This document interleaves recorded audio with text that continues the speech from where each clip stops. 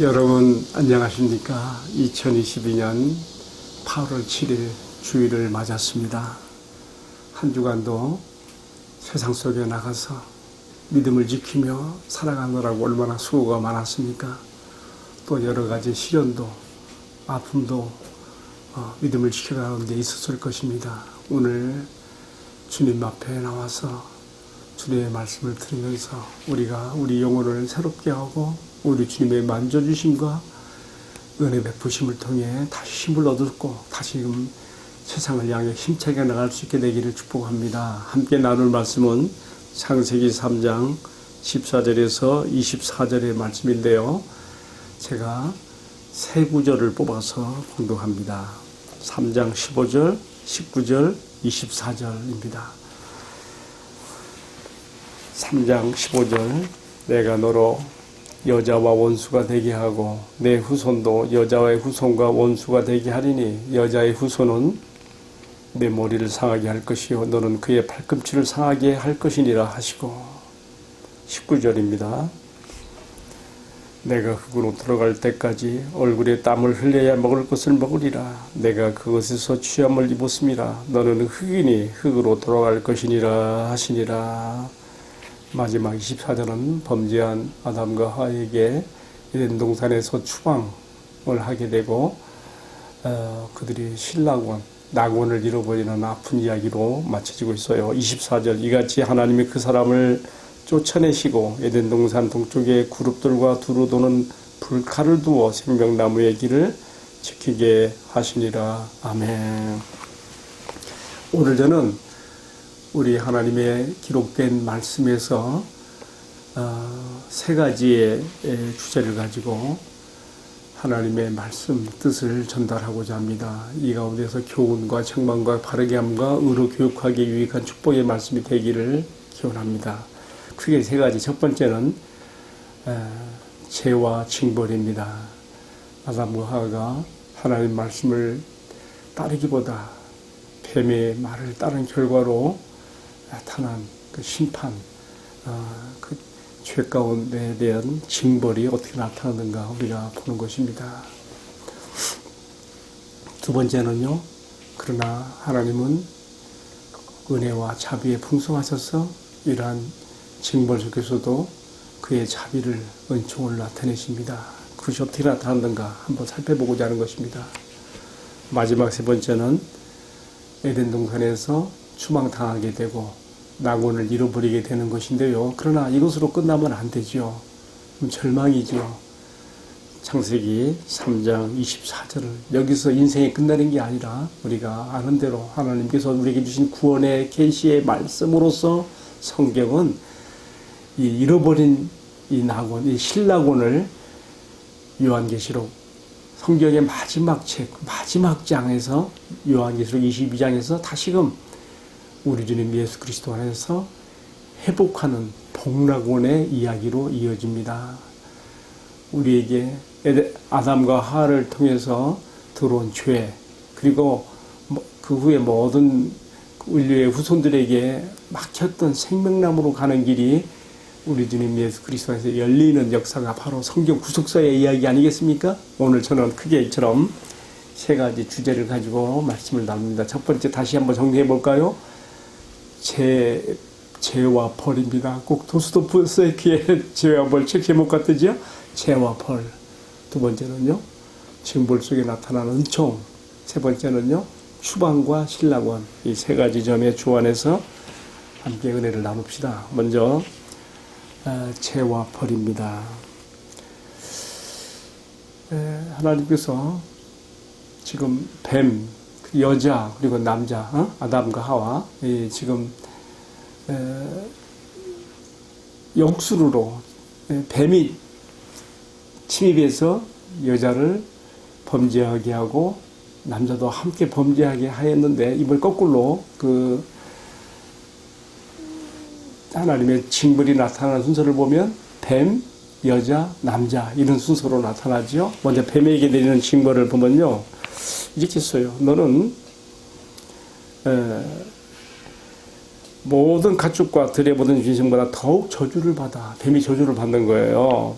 배로 다니고 배로 다니고 4년 동안 흙을 먹을지라. 여러분, 우리가 알게 되는 것은요, 뱀이요, 이전에는요, 배로 다니는 것이 아니라 날개 달린 천사들처럼 또는 조류처럼 날아서 다닐 수 있었다는 것을 짐작할 수 있습니다. 아담과 하와, 이 여자를 찾아왔을 때, 에덴 동산에 그 하와를 찾아왔을 때 뱀이 날아서, 뭐 성경에는 쓰이지 않습니다만은 어쨌든 저주를 받는 이 시로부터 이제 배로 기어 다니게 되는 저주를 받게 되니 그 이전에 뱀이요 날개를 치고 날아서 왔을 거라고 생각을 해보게 됩니다. 그리고 이렇게 된 데에는 뱀이 우리가 아는 대로 사단 마귀에게 자기의 몸을 빌려준 것이지요. 바로 이것이 무서운 잘못된 뱀이 모든 동물들보다 더욱 저주를 받아서 배로 기어 다니게 되며 흙을 먹게 되는 저주의 원인입니다. 자기 몸을 사단 마귀에게 내어준 거, 빌려준 거예요. 우리 아기 예수님은 성모 마리아, 동정녀, 처녀 마리아의 몸을 빌려서 우리에게 구원자로 오셨습니다. 근데 인간에게 최초로 들어온 죄의 경로를 보면 사단 마귀가 뱀의 몸을 빌려서 들어왔다는 거, 우리가 거기에 차이점을 볼 수가 있습니다. 그런데 하나님의 지금 뱀에 대한 저주가 이 정도에서 끝나는 게 아니에요. 너는 배로 기어 다닐 것이고 평생에 흙을 먹게 될 것이라고 하는 것은 끝나는 것이 아니라 제가 읽어드린 말씀 15절에 보면 아주 깊은 영적인 의미가 여기 담겨 있습니다. 내가 너로 여자와 원수가 되게 하고 내 후손도 여자의 후손과 원수가 되게 하리니 여자의 후손은 너의 머리를 상하게 할 것이다. 다시 말하면 장차 여자의 후손이 와서 너를 지금 여자를 범죄 가운데 빠뜨려서 나와의 사랑의 관계의 교제에 단절을 시킨 너를 저주하기를 장차 너의 꾀에 넘어갔던 그 여자의 후손이 와서 너의 머리를 깨뜨릴 것이다. 무서운 저주가 여기서 내려지겠습니다. 그러나 이제 그걸로 끝나는 게 아니에요. 이 뱀도 여자의 후손의 발꿈치를 상하게 할 것이라도 이렇게 또 여기 부언된 말씀이 붙어 있어요. 우리가 성경 신학적으로 이 말씀을 고찰해 볼 때에 이것은 우리 주님 예수 그리스도께서 십자가에 그 목숨을 던져 죽으실 때에 바로 뱀의 머리를 깨뜨리신 것이죠. 뱀이 여자의 후손으로 오신 예수님 발꿈치를 물었고 예수님은 십자가에서 상함을 받으시고 죽으시게 되시지만은 그러나 3일 만에 부활하심으로써 아주 결정적인 승리를 뱀의 머리를 깨뜨리고 승리하시는 것을 여기서 우리가 받을 수가 있는 것이죠. 제가 왜 이렇게 설명을 하는가 하면요. 너무 비약한 거 아니냐 생각할 수 있겠는데 그렇지 않습니다. 예, 이러한 해석은요. 유대교의 라피들도 그렇게 하고 있고요. 또 우리 신약교회에서는요. 초기교회 교부였던 이레니우스가 이렇게 해석을 했는데 그는 이레니우스는요. 초기교회 130년에서 202년까지 살았던 분인데요. 그분이 이렇게 이 본문에 대해서 해설을 한 이후로 신약교회가 이 말씀을 그대로 이렇게 받아들이는 것을 우리가 볼 수가 있습니다. 자, 그래서 정말 이 말씀대로 여자의 후손, 우리는 보통 자연 출생적으로 태어난 사람들은 다 남자의 씨로서 오는 거 아닙니까? 그러나 우리 인류 가운데 오직 한 분, 창세기 3장 15절에서 예고하셨던, 약속하셨던 뱀의 머리를 깨뜨리기 위해서 오신 여자의 후손, 여자의 씨는 바로 우리가 아는 대로 처녀 마리아의 몸을 빌려서 우리에게 오신 우리 주님 예수 그리스도인 것을 우리가 알 수가 있고요. 또 여기에 대한 내용들도 성경에 여러 군데 나온 거 볼 수 있습니다. 이사야 7장 14절에부터는요. 보라, 처녀가 잉태해서 아들을 낳을 것이고 그 이름을 임마누엘이라 하리라. 그래서 임마누엘이라고 하는 말은요. 하나님이 우리와 함께 계시다. 참 죄로 말미암아 하나님과 단절된 우리 인간에게 하나님께서 그의 아들을 통해 찾아오신 거란 말이에요. 임마누엘. 근데 어떻게 오시는가? 처녀가 잉태해서 임신해서 낳아지는 아들, 처녀가 여기에 주목할 필요가 있어요. 여자의 후손 씨로 오신, 바로 창세기 3장 15절에 예고되었던 그분이 오신 것이죠. 물론 이사야 7장 14절은요, 직접적으로는 유다의 그 왕들과 아하스 왕이 엄청난 우상숭배의 죄에 빠져서 그는 하나님의 증거를 받아들이지 않았거든요. 선지자 이사야가 하나님께 증거를 구하시, 하나님이 이스라엘을 구원할 증거를 구하시, 하나님이 친히 주실 것입니다. 근데 그는 그렇게 하지 않았습니다. 아수르의 원병을 쳐가면서, 뒷구멍으로는 원병을 쳐가면서 밖으로는 나는 하나님을 시험하지 않겠습니다. 증표를 구하지 않겠습니다. 그때 이사야가 한 말이에요. 그래? 그러나 친히 하나님께서 너에게 증거를 주실 것이요. 그 증거는, 그럼 이사야는 그 영안의 눈이 열려서 구속사의 먼 지평 가운데 바라보는 것이지. 보라, 처녀가 잉태하여 아들을 낳을 것이고, 그 아들은 바로 하나님께서 우리에게 찾아오시는 임마누엘, 그림을 임마누엘이라 하리라. 그 약속이, 창세기 3장 15절 약속이 이렇게 성취되어진 것이죠. 어디 그뿐입니까? 그래서 막상 이제 우리 마태복음 1장 16절에 보게 되면 예수님의 탄생의 족보가 쭉 나오지 않습니까? 그때 어떻게 나와 있습니까? 예수님의 족보에 대해서 말할 때 다윗의 자손 요셉과 정혼한 마리아에게서 그리스도라 칭하는 예수가 나시니라. 그렇게 우리에게 또 설명하고 있습니다. 그리고 사도 바울은 갈라디아 4장 4절에서 창세기 3장 15절을 해석하여 때가 차매 하나님께서 그 아들을 보내사 여자에게, 다시 말하면 여자의 후손, 여자의 씨로 나게 하시고 라고 이렇게 하는 해석을 달고 있습니다. 자, 어쨌든 표면적으로는 뱀에게 내리는 저주였지만 그 저주 속에서 하나님께서 죄악 가운데 빠진 인간을 구속하고자 하시는 구속사의 구원자 그리스도로서 여자의 후손으로 오시는 메시아를 약속하는 걸 우리가 볼 수가 있는 것이죠. 자, 이제 두 번째로는요, 여자에게 내리는 징벌을 봅시다. 제가 지금 첫 번째 주제로서 죄와 벌에 대해서 말씀을 나누고 있습니다. 두 번째 여자에게 내리는 징벌을 보게 되면 첫 번째는 임산의 출산 고통입니다. 16절에 나옵니다. 또 여자에게 이르시되 내가 내게 임신하는 고통을 크게 더하리니 네가 수고하여 자식을 낳을 것이며. 여러분, 정말 우리 옛말에 그 말 있잖아요. 애기 낳으러 갈 때 신발을 다시 한번 쳐다본다.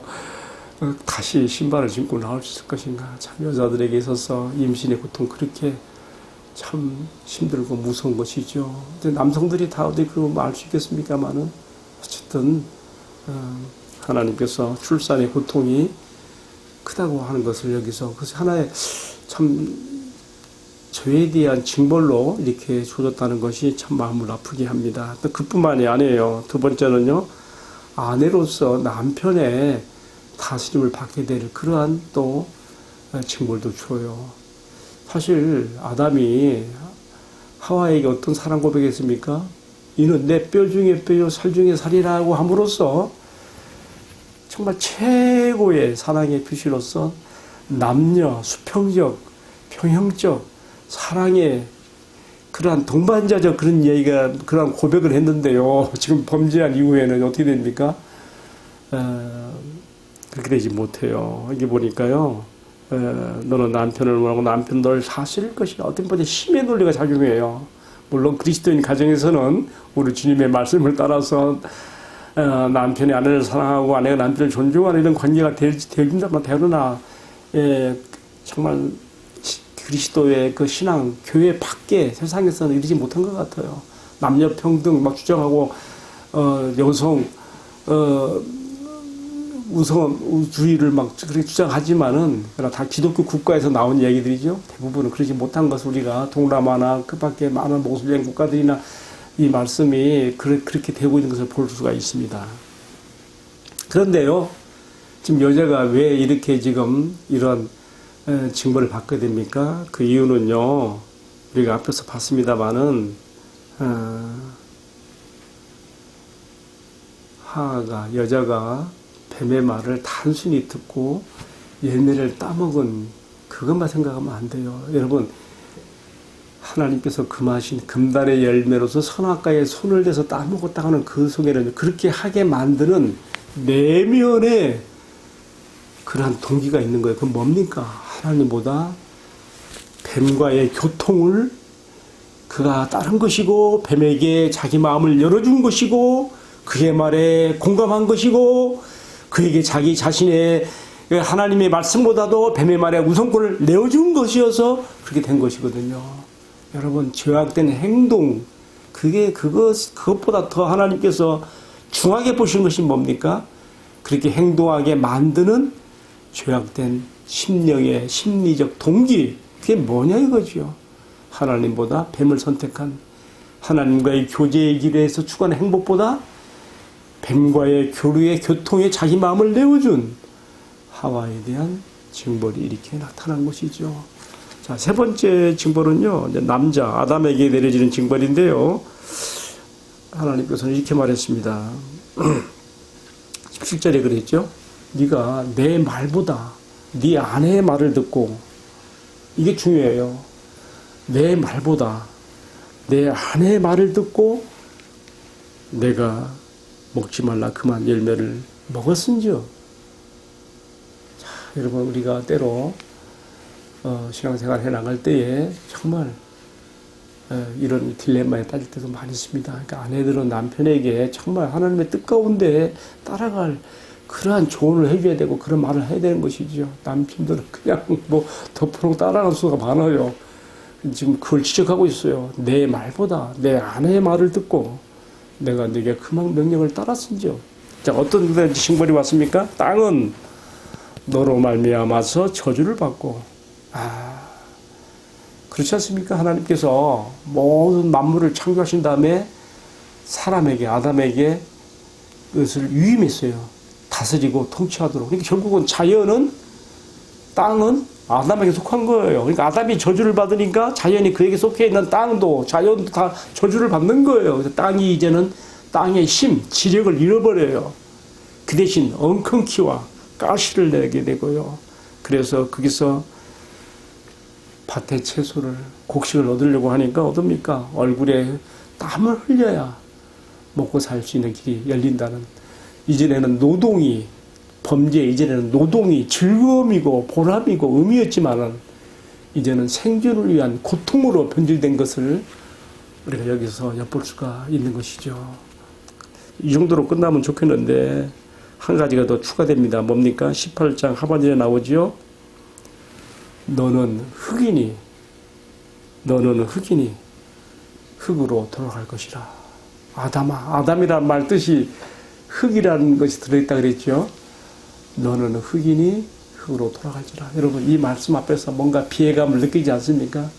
인간의 인간다움의 한계.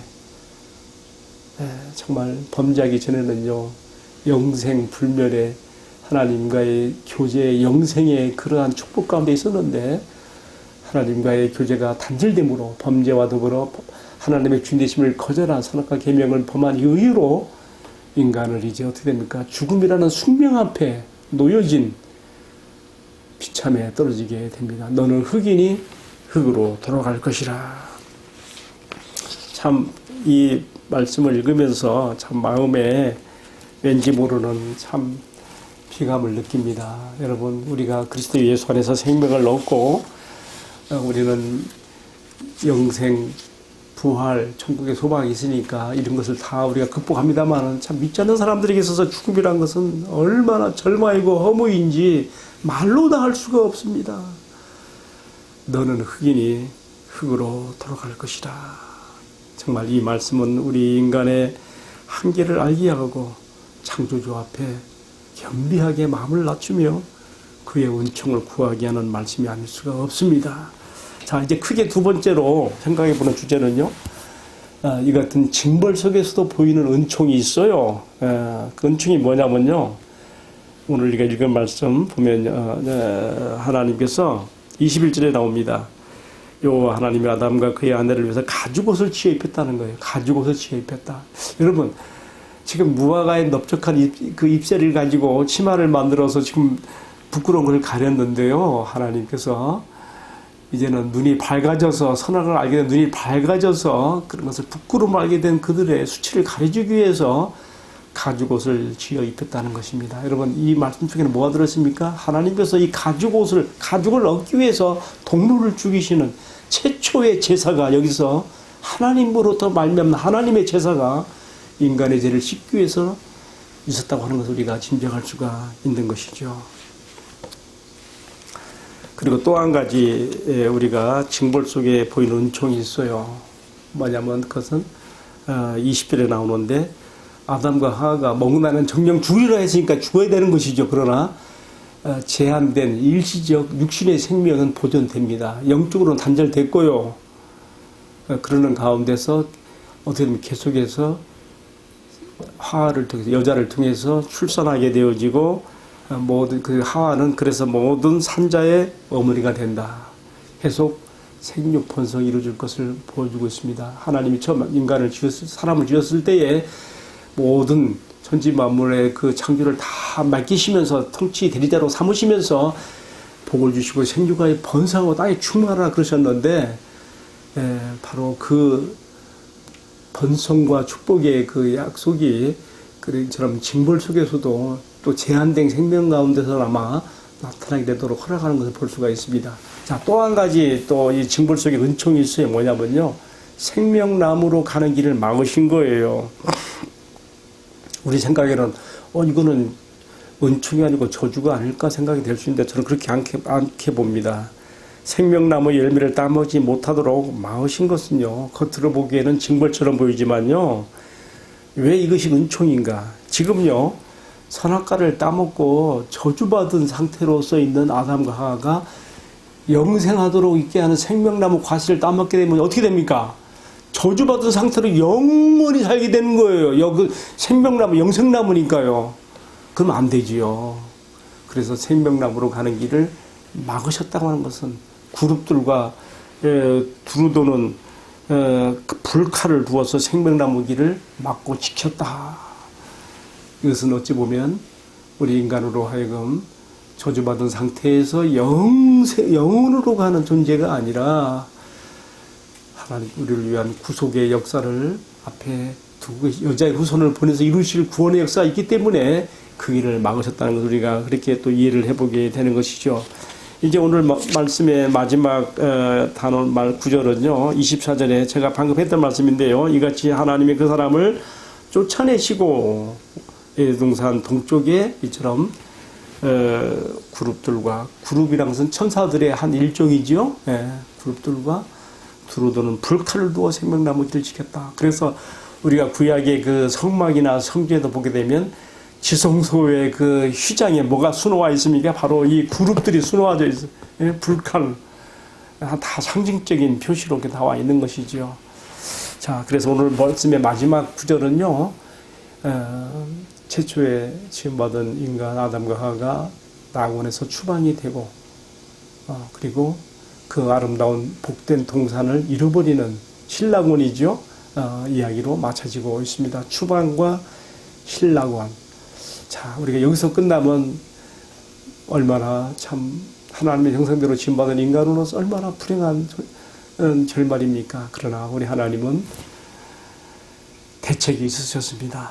그래서 창세기 3장 24절로 끝나는 것이 아니라, 여기서 다 끝나야 되는데 끝나는 것이 아니라 우리가 아는 대로 요한계시록 22장, 성경의 마지막 장, 마지막 책인 요한계시록 22장에서는요, 다시 생명나무로 가는 길이 열리는 복락원, 생명나무의 길, 생명수 강이 흐르고 생명나무들이 있는 열린 천국의 모습을 우리에게 보여주고 있습니다. 그리고 우리가 여자의 후손으로 오신 예수 그리스도 안에서 그 생명나무의 길로 가는 길이 열려져 있는 것으로서 성경이 끝마치고 있는 것이죠. 성경은 저처럼 창세기 3장 인간의 범죄한 직후부터 시작해서 우리에게 여자의 후손을 보내서 구원하시라고 하시는 그 약속이 이루어지는 그러한 그 과정의 이야기들로 구속사가 흐르고 있고요. 마지막에는 요한계시록 22장에서 신라곤이 복락곤으로 바뀌며 우리에게 해피엔딩이고 하나님의 은혜와 영원한 생명의 축복에 참여하는 것으로 맞춰지는 것을 볼 수가 있습니다. 그렇기 때문에 이것이 우리에게 소망인 것입니다. 우리가 이 말씀 굳게 붙잡고 나아갑시다. 여러분, 인간 역사 철학 가운데 어디에 이렇게 우리에게 소망을 주는 말씀이 어디 있습니까? 오직 성경만이 인간 구속을 위한 유일무이한 책으로서 하나님이 주신 최고의 선물인 것을 다시 한번 마음 깊이 새기며 이 말씀 안에 더 우리가 소망을 가지고 힘차게 살아갈 것을 주님의 이름으로 축복합니다. 기도하겠습니다. 사랑하시는 주님, 오늘도 주신 말씀을 통해서 죄는 반드시 징벌되고 그에 따른 심판이 있다는 것을 보았습니다. 그러나 주님은 또한 은혜와 자비에 풍성하시어서 징벌 속에서도 은총을 나타내 주시며 낙원을 잃어버린 우리에게 다시 생명나무로 나가는 길을 열어주시는 것도 우리가 성경을 통해서 잘 알고 있습니다. 창세기 3장에서 멈춰진 인생으로 사는 것이 아니라 계시록 22장으로 나가는 구속사의 흐름을 따라서 우리가 마침내 열려진 생명나무의 길 복락원으로 이어지는 축복받은 인생이 되게 하여 주옵소서.